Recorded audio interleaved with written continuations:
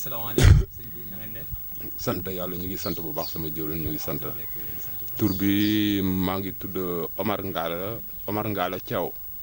di président association Raatu Kan di yëngu si wàllu na la tudd environnement la protection de l' environnement plus na la tudd di def tamit di yëngu si wàllu agriculture di yëngu tamit si wàllu pisciculture. tey ñu seet si woon leen par rapport ak seen potager bi est ce que mën ngeen wax lu tax ngeen choisir le fait de def potager. balaa may développer sur ce sujet mënuma tàmbali te duma sant duma gërëm sama ñaari waay ñuy wax kenn ku ñu koy wax Malal Talla c'est le président de Diop ak keneen ki ñu koy wax dem si yàlla Malick Sarr ñu ko doon ñu bari xamee que sur le nom de Sarenzo tey jii na la tudd xëy na dëddu na àdduna mu nga si na la tudd këru dëgg gi kon nag ñun mënuñu def lenn lu balaa ñuy tàmbali dara na la tudd maanaam di ko ñaanal yàlla fu mu tëdd na la tudd yàlla xare ko àjjana yàlla taas ñu si barkeem ndax ginnaaw yàlla man je suis na la tudd j'ai fait mes études primaires à l'école de Médina j'ai fait mes études secondaires au collège moderne Jean Lafontaine j'ai fait mes études professionnelles à l'ASAFIN association formation de l'ASAFIN waaw après bi ma génnee ba léegi ñun ay góorgóorlu rek lañu ndax li ñu waroon liggéey sax tey na la tudd maanaam liggéey ñu ko ndax bu fekkee da nga jàng tey nga mujj si ay jardin tamit na la tudd maanaam xëy na loolu volonté la ak na la tudd benn gis-gis boo xam ne moom la ñu am boo xam ne na la tudd maanaam mooy li ñu ñor daal man mooy li ma ñor li ma jàng ak na la tudd li ma doon def loolu lu ma jàngale rek mais tey jii na la tudd maanaam si environnement laa gën a na la tudd yëngu waaw c'est grâce tamit na la tudd à Malick Sarr boobu ñu lay wax Malick Sarr Zarenzo fekk di élément na la tudd ji yop parce que fii d'abord c'était un milieu très suspect na la tudd ñun li tax na la tudd ñu jël ko tey na la tudd jox ko teg ñu ko suñuy loxo parce que na la tudd dañu see wóolu woon tamit parce que ñun suñu àdduna yëpp na la tudd à part bi ñu jógee école ba léegi lépp na la tudd sëriñ bi lañ ko jox ñun ñu ngi si Baye Fall bi di ko dund pur na la tudd et dur fii nag ku ko xam tamit na la tudd démb ni mu demee woon ñëwaat fi na la tudd tey di nga gis ne na tudd am na la tudd liggéey boo xam ne duñu ne na la tout est parfait mais xam nañ ne lu mucc ayib lañ fi liggéey ñun ñi nga xam ne ñoo fi dëkk parce que fii ñu toog tey jii ñëpp xam nañ ne c'était un milieu très très très suspect boo xam ne na la tudd les gens n'arrivaient même pas à oser passer à une certaine heure dans la journée ndax na la tudd agression bi bari woon na fii yeneen sàcc yeex na la tudd total c'était un milieu boo xam ne nit amul woon tey na la tudd fit di fi jaar na la tudd heure bi mais en cet instant si après si la ñu na la tudd Malal Talla waxtaan si nan la tudd ak Sarenzo naka am na kuréelu Baye Fall boo xam ne ñu nga fii si koñ bi depuis boobu ba léegi di bugge te man gëm naa ne na la tudd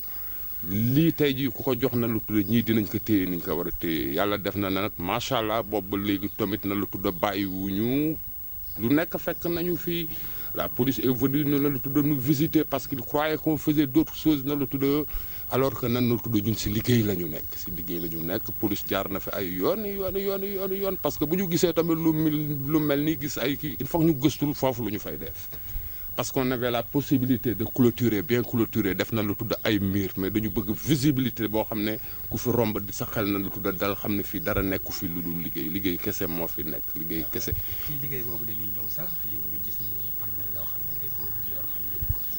def mel ni lu ci mel ni ay banane papaya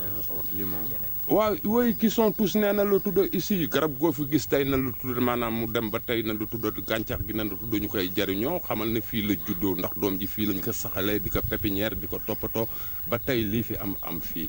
espace bi peut-être boo gisee fi mu nekk tuuti na espace dina tuuti mais mën nga ko valoriser ba nga xam ne na la tudd tey boo amoon lu rëy lu tuuti loolu moo koy ëpp parce que si on voit bien da nga gis ne na la tudd jardin bi dafa demoon na la tudd ba jusqu'au fond c'est finalement qu'on l'a divisé en deux c'est tamit parce que le maire est venu le maire Sall Alioune Sall est venu boobu mu ngi liggéey na la tudd tàmbalee na la tudd di liggéey école bi bu mu ñëwee mu xamal ñu seen espace bi vraiment vous avez bien fait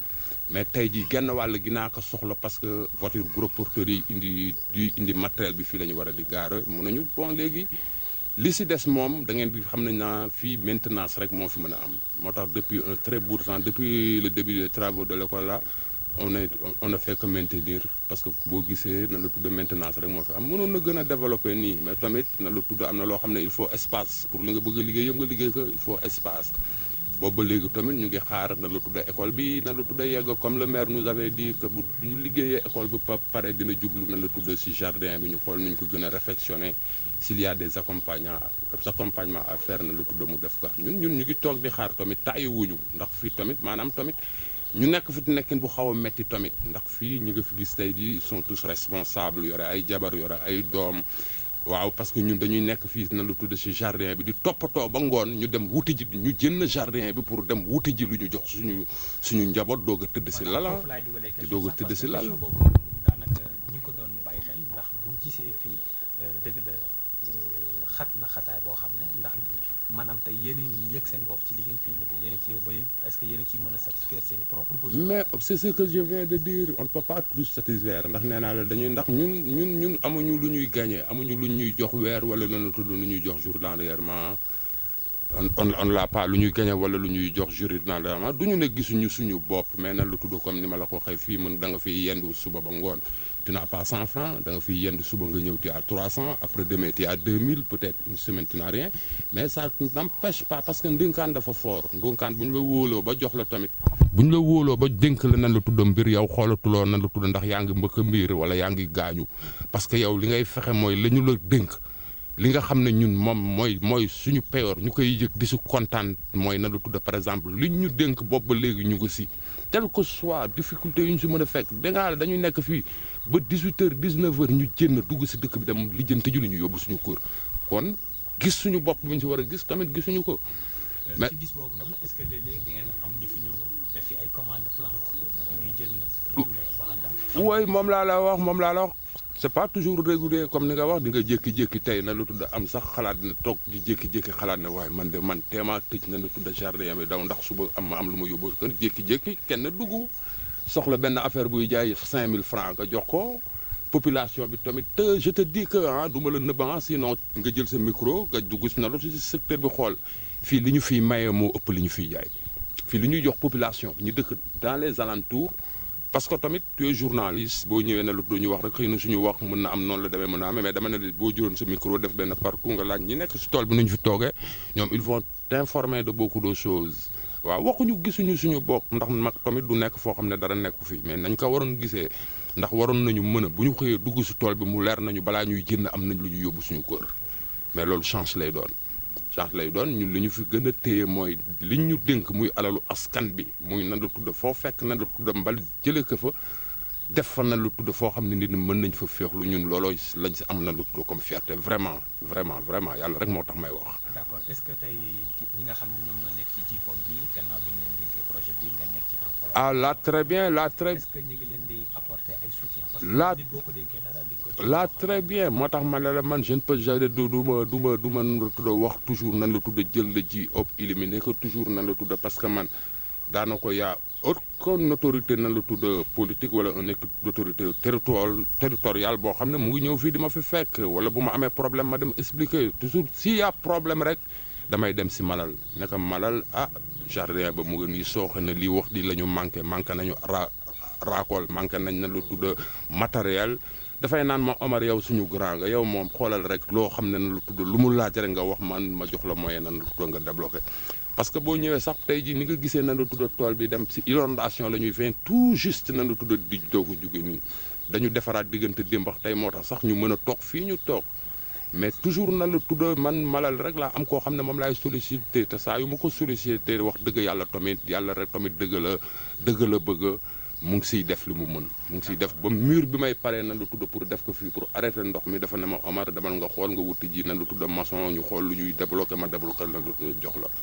vraiment mel nu moom képp nan la tudd mooy jàpp si ci jardin bi. d'accord tey si suba yaa ngi may wax ne ma da nga demoon benn réunion boo xam ne ci affaire espace vert yi la nekk est-ce que tey jotul parce que bu ñu xoolee lu ci bëri léegi dañuy gis ni ministre bi ak ñi muy àndal dañuy dem di def ay reboisement ci côté filao yi pour saxalaat fa ay mais li ci gën a doy waar mooy buñ ko xasee ba def amuñu luy def est-ce que yéen tey en tant que professionnel yi nga xam ne dañuy yëngu ci wàllu environnement tey ces projets mënuñu ko leen jox parce que suivi et mais évaluation bi ci war a am. merci comme tu l'as dit ñu on est aux côtés de l'État nan la tudd y a des choses yoo xam ne tey jii avant ñu ko doon jox kenn dañ ñu ko waroon nan la tudd yëgal parce que ñun lépp fii la ñu fekk daal lii la ñu fekk ñun on avait proposé au début ñu jox ñu stade bi ñu yore entretien bi parce que xoolal stade bi ñu tabax def si nan la tudd des chaises en plastique ñu gis na la tudd plastique ni ko naaj di def ah di tey jii ñun ñi nga xam ne on est tout près si buntu stade bi mënoon nañ chaque jour ñu dugg nettoyer les chaises nettoyer stade bi ba mu set gazon bi ñu kii mais ça toujours nan la tudd maanaam bu dara feeñeen ñeneen ñoo xam ne amuñu si benn nan la tudd kii lañ koy jox benn notion la ñu koy dénk moo tax lu bari di sooxee affaire yi nañu koy jox les hommes qu'il faut à la place qu'il faut c'est ça qui est important pour construire nan la tudd une ville parce que ñun suñu bébét yëpp mooy que nan la tudd Guédiawaye soit une ville moderne waaw noonu loolu la ko ñu ngi ko malal di waxee chaque instant ñu def na lu too xoolaat parce que Guédiawaye commence à avoir peut-être une demi-siècle si je ne me trompe pas ndax depuis 72 on est là Guédiawaye existe bien avant 70 alors que ñun depuis 72 on est là ah Guédiawaye na la tudd ku gis population bi ni muy yokkoo xam ne tey jii na la tudd bâtiment yi waroon na gën a taaru ko ni waroon na gën a taaru demi-siècle c'est pas quelque chose de kii bi waroon na fekk Guédiawaye soit une ville très moderne te si loolu la ñuy dox tamit na la tudd bu ñu si jàppalee dinañ si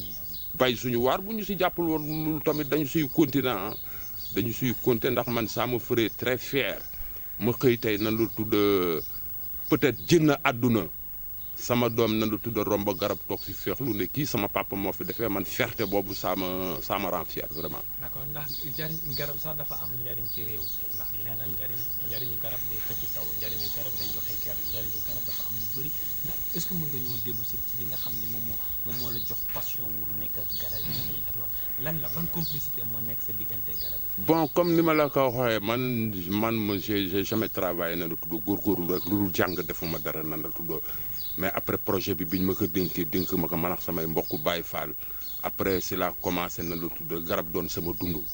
garab ñii ngay gis nii garab yi ngay gis nii dama si am na lu tudd ay doom am si ay sët am si ay jarbaadan dama la koy wax moo tax du ma ñëwee sax fekk nga dama si na lu tudd benn branche rek na lu tudd maanaam def nga lu doy waar man bokkuma si ñi nga xam ne dañuy damm garab kenn du ko damm parce que samay doom lañu comme ni ma wax naa ñi ma bàyyi si kër gi loolooy waral bu ma xëyee def ndox na lu tudd maanaam di suivi mais waroon naa mën a nekk si leneen heure bi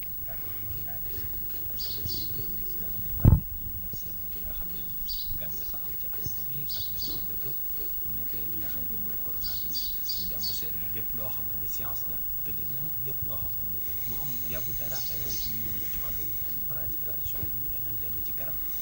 ci mag tey yow est-ce que gëm nga loolu gëm nga ni fii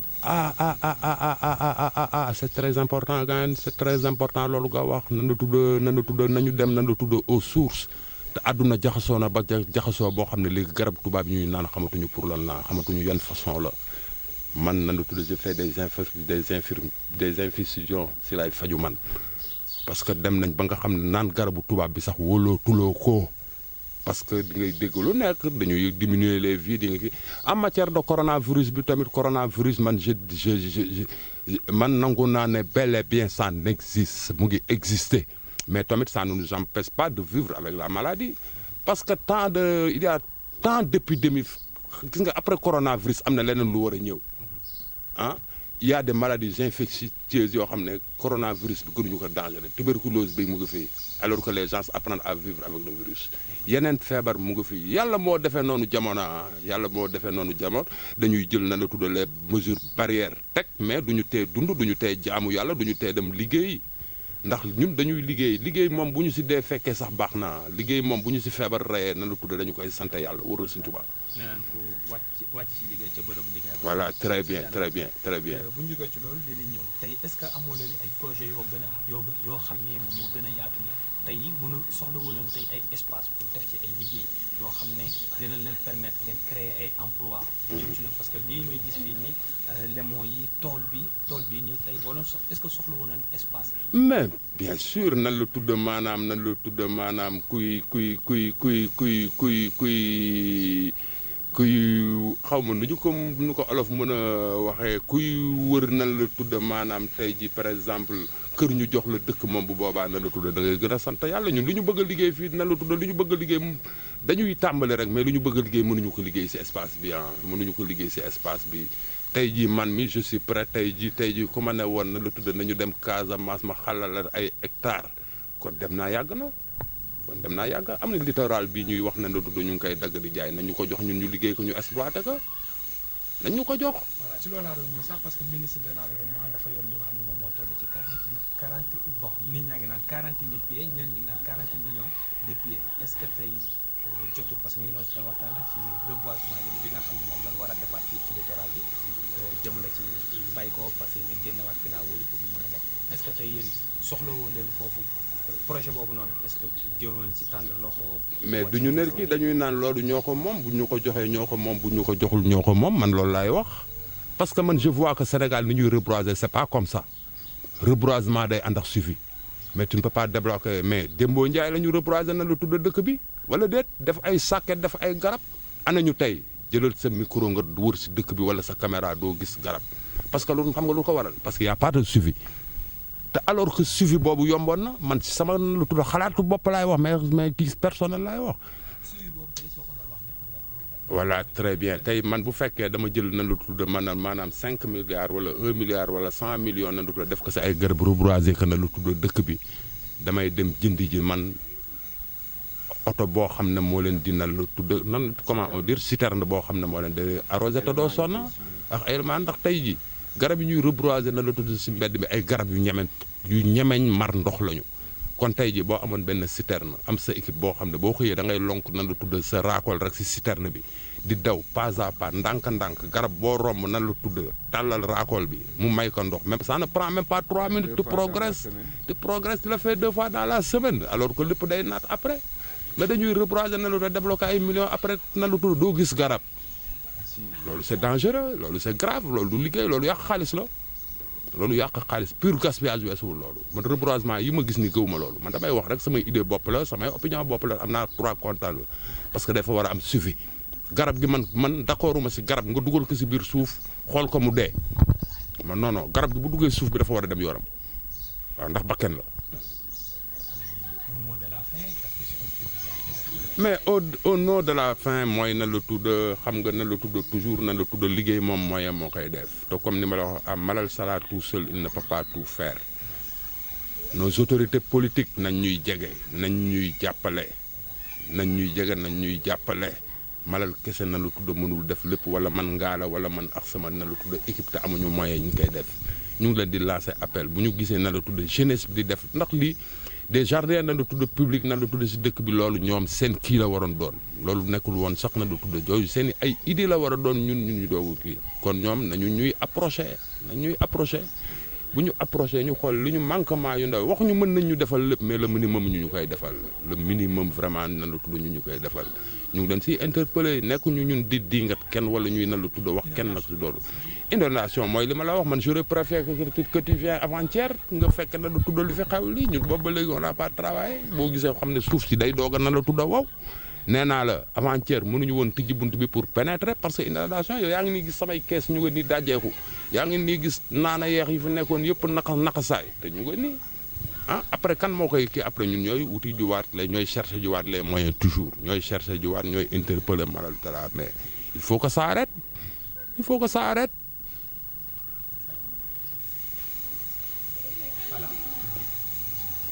nga bëgg ma jox ñaari moom waa ay waaw balaa may jox nan la tudd sama kii moom nan la tudd ñooy liggéey sama rakk laa wax rakk bi nga xam ne moom nga bokkal nan la tudd deret muy jàpp si liggéey bu baax a baax en plus de cela comme ni ma lay wax sama mot de commencement mooy Sarenzo Malick Sarr moom tamit laay terminer toujours ndax ginnaaw yàlla nan la tudd ba bu ñu toogee fii moom la ginnaaw yàlla Malal bi mu ko sollicité moom moo ñëw si ñun nañu yéen lii wóolu nañ leen si ndax ay Baye Fall lañ gis ngeen da ngeen di defal sëñ bi noonu tukki d'abord vous êtes des volontaires boo doonee Baye Fall rek tu es volontaire bu la ñu wóolu naa leen si te bëgg nañ te ba mu ñu ko joxee ba léegi ñu ko fi ñu ko fi